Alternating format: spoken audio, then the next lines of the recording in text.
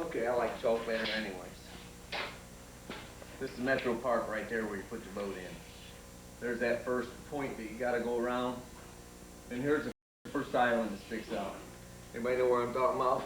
Yep. You see some rocks sticking out there like that? This thing is full of slots that come out into the lake. Not quite that straight. Yeah, well, they're actually fairly straight. Yeah, I mean, they're not fairly. They're not real crooked.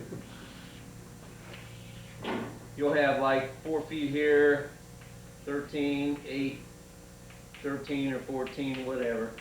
Back to 8, back to 15, whatever. Same situation Don's talking about. There's school of fish here, school of fish here, school of fish here. Eventually these will come out. If you crisscross these this way, you'll see them. They just stick out like a sore thumb. Eventually when they come out in the lake, they kind of peter out. Well, where they peter out, those are the best spots. It makes a bar on each one of these. But that's one of the neat structured situations in the whole lake. Debbie and I fished a slot today.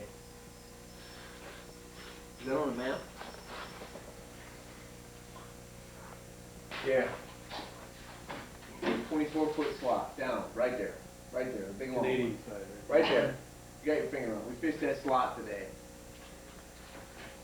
This is here's the old river channel right there. This is like 35 feet deep or whatever, I don't know.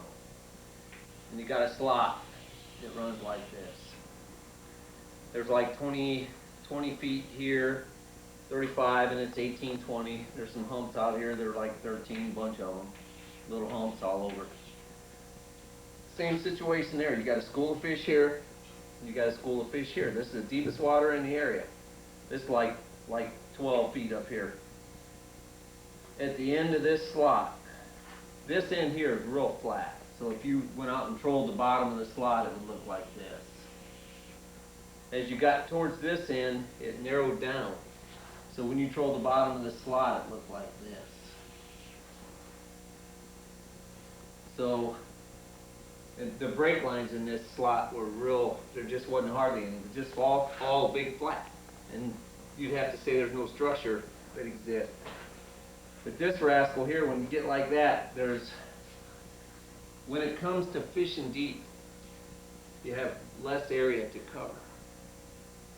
Here, if I wanted to fish all this deep water, I'd have to make a lot of passes to cover all this. A lot of passes to see if something's there. This one here, I'd have to make some passes, but my final pass, I only have to cover this right here. And it makes fishing a lot easier when you're fishing deep. So what we found, this slot was from about here to here was pretty narrow. And as I got down to the end of this slot, I noticed down in the bottom of it, I could see my depth finder would get like nervous, like some rocks. And pretty soon you start hitting that stuff, and all of a sudden Debbie says, I got one. And a 5-pound smallmouth jump. So I threw a marker right there. And I noticed there was a fairly good break line on this side of the bar. So I really wasn't sure what existed there at the time, so I made passes this way. What I was doing was trolling a break line this way. And I didn't know it until I started trolling it this way, that where we hit that fish was in the bottom of the slot. So I made my pass again the same direction that I made it before. Bang, another fish. Then that was it. 2 fish in the bottom of the slot, and that was it. Just short-lived. But you can catch them when they're down there, when they become active, or you can make them take by walking the bottom. If you're running free, the walleye will take a lure running free, but a smallmouth, buddy, you better be walking the bottom, especially when you're down there, when you're downstairs.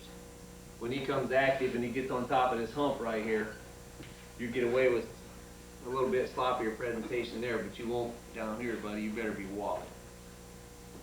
It's just got so much stuff. You know, it's got islands and it's got weed beds around the island. It's got a slot here, a slot out here, a giant slot out here with humps all over the place.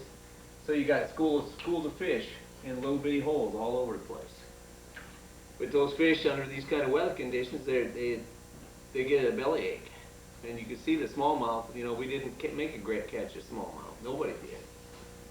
But I'll tell you what, as soon as the weather stabilizes and we get a couple more weeks of good hot weather, those fish will get in the summer pattern. We might come back here and make some fabulous catches.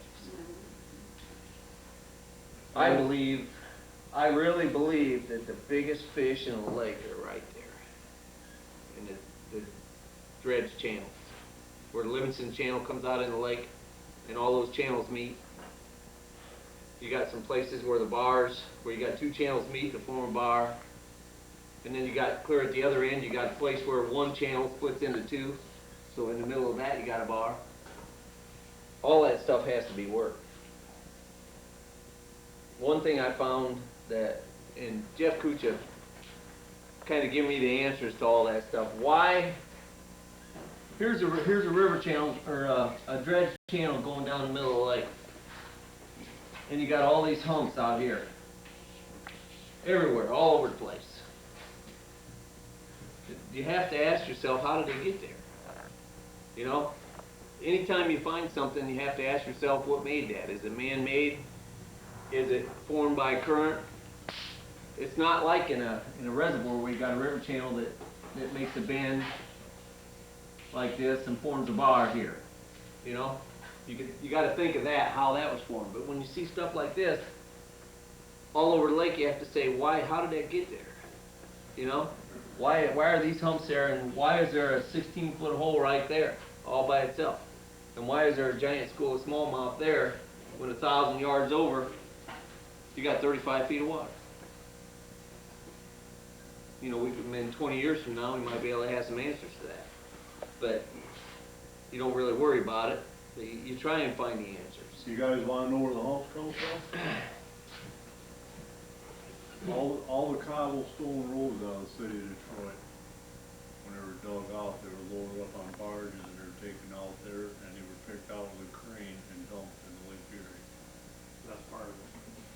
The other part is that the blasting that they did for the river channel just went up off to the side. That's what they did.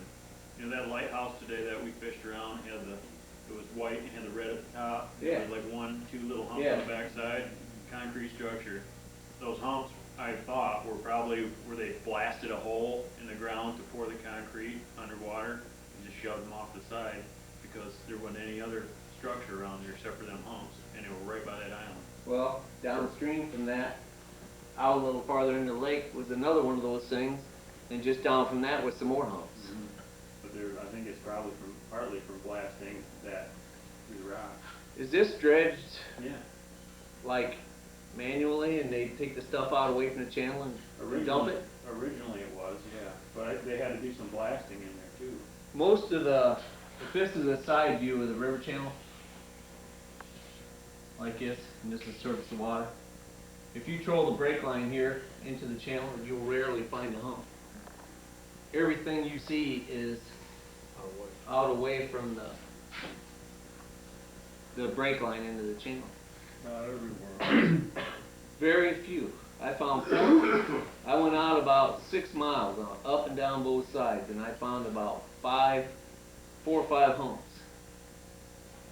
There's 5 humps in a row along the channel, and I'll guarantee you, you go down there at night with a 250 spoon plug, put those glow sticks in a milk jug, and mark those humps and troll that at night, and I'll guarantee you that you're going to get the biggest walleye of anywhere is going to come up on those humps. That's all they got.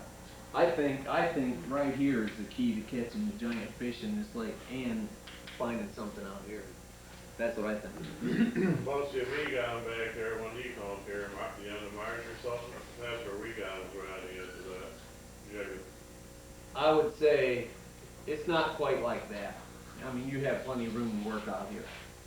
I would say if a guy puts a lure down in the bottom of that slot and starts working it back and forth, he's going to find something.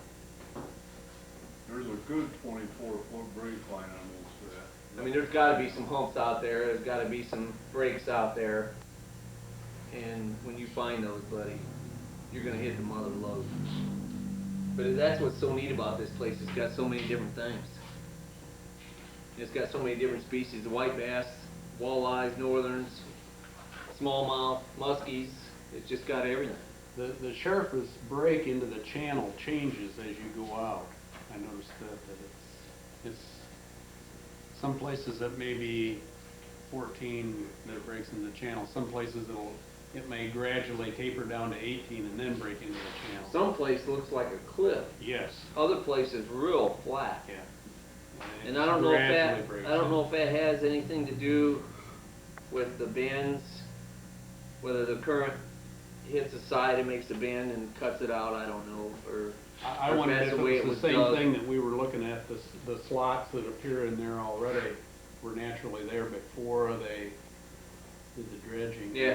Maybe that's the reason.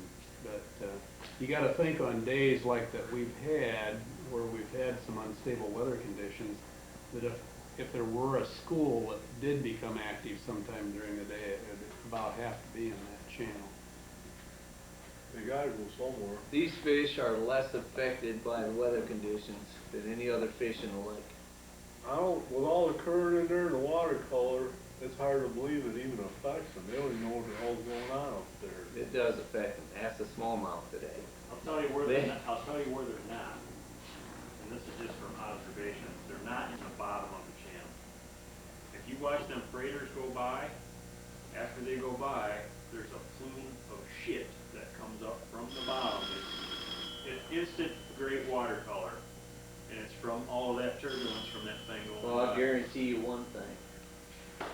Some of the best thing you can do, some of the best trolling you can have is right dead behind those in the heat of the summer. Well, I'm not saying they're not there, but they're not gonna be right in the middle, they're gonna be off to the side a little bit. When that ship comes by and blows up all that stuff, they're gonna be right there. Yeah, it's Mike what it is, we get too close to them. It's on you right up What does Frank say? Frank Hamill says that he used to do a lot of that. Down Used to Pickwick. follow those barges. He used to up and follow down the those river. barges up and down the river. They go by the nutties and they suck all that water out of the nutties, you see all the humps, racks and everything out there. I mean, it takes out like 5 million gallons instantaneous. Like, it's really weird, scares you. But that's, I still believe that's gonna be the key to somebody making a great catch. That's where it's gonna come from right there. There's a big. If there's a big rascal. Yeah, but did you notice Buck put in his newsletter